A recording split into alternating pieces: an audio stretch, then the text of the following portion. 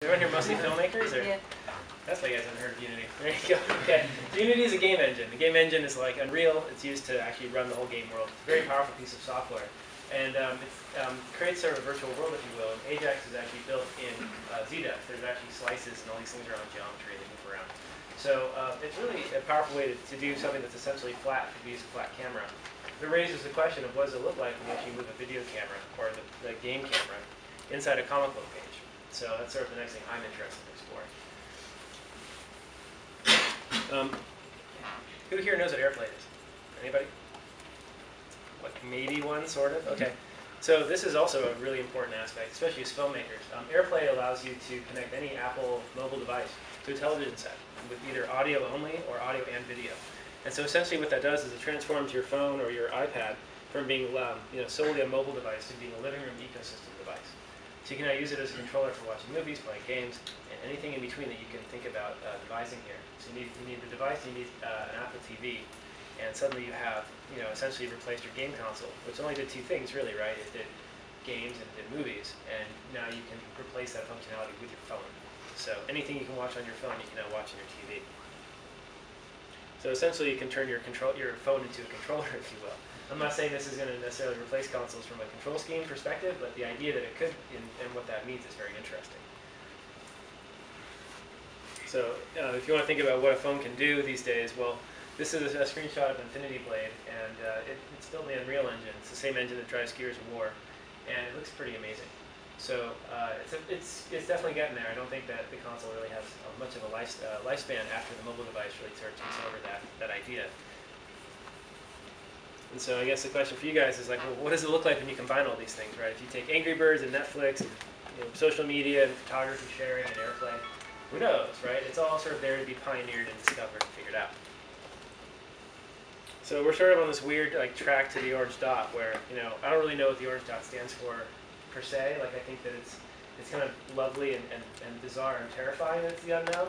But if you think about the arc of these things, Horse in Motion to Jurassic Park were 100 years apart. 2006, to now, right? That's 6 years, and we've gone from the console, interface to motion control and touch screens and visors, and now Leap 3D and all that sort of stuff. So it's really changing quickly.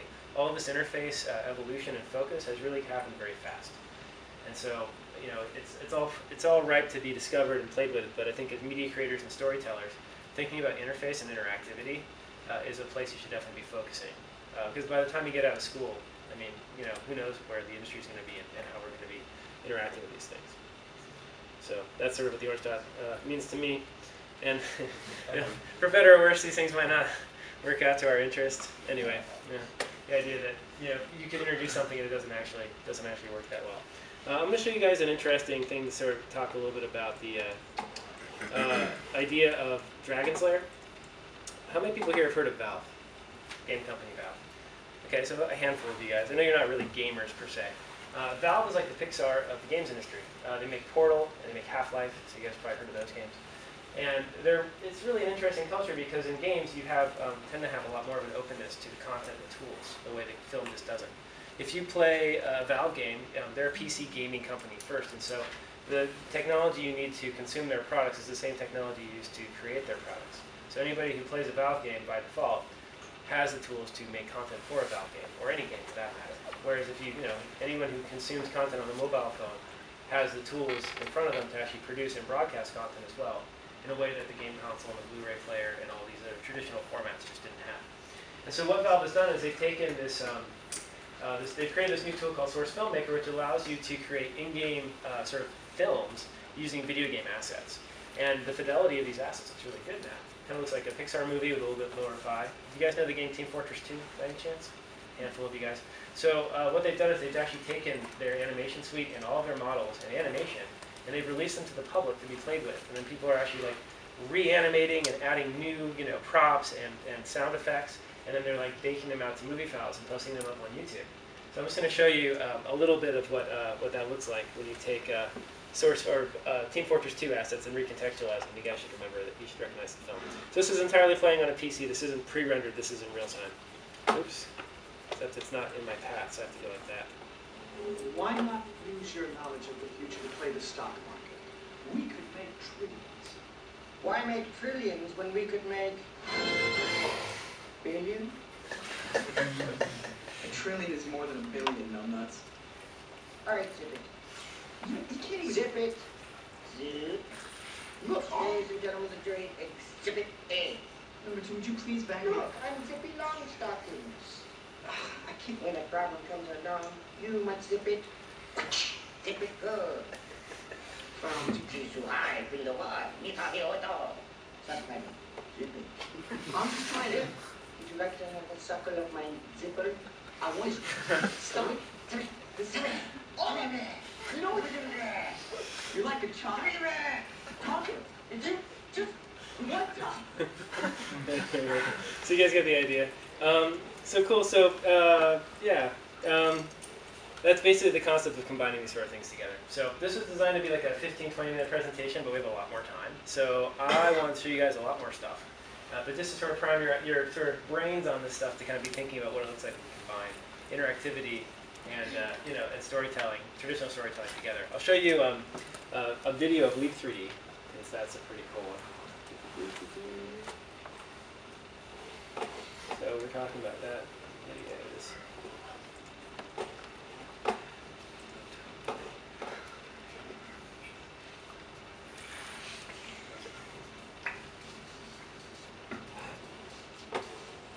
As loud as it gets. Not there. So basically you can detect motion in front of the computer screen with like amazing fidelity. So he's like writing within 1 centimeter.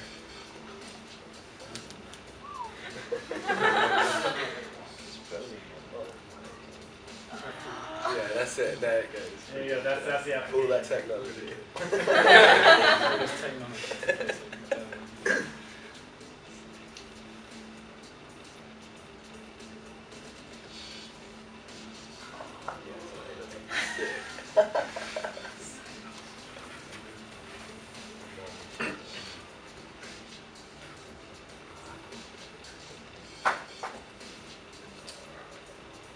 That shows you the level of fidelity that it can detect.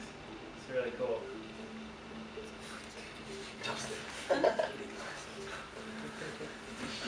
There you go. So that should be $70 when it comes out. Yeah. So it's just crazy because it totally changes. It's a paradigm shift, right? How many people here struggle with Photoshop and Illustrator or After Effects? How many people struggle with Photoshop, After Effects, Illustrator? Whenever you have to learn a new tool, series of tools, you guys are all pretty comfortable with it. You guys remember what it's like at the beginning when you don't really know where anything is and you're hunting in menus? And I think it's very interesting to look at a tool like Leap 3D as an interface for sculpting software or drawing software. And suddenly it's as intuitive as picking up a pencil, right? Or picking up, clay working tools and trying to build that stuff. So that's what I consider disruptive technology. So let me bounce back over to Ajax land, and we'll talk a little bit more in detail about that.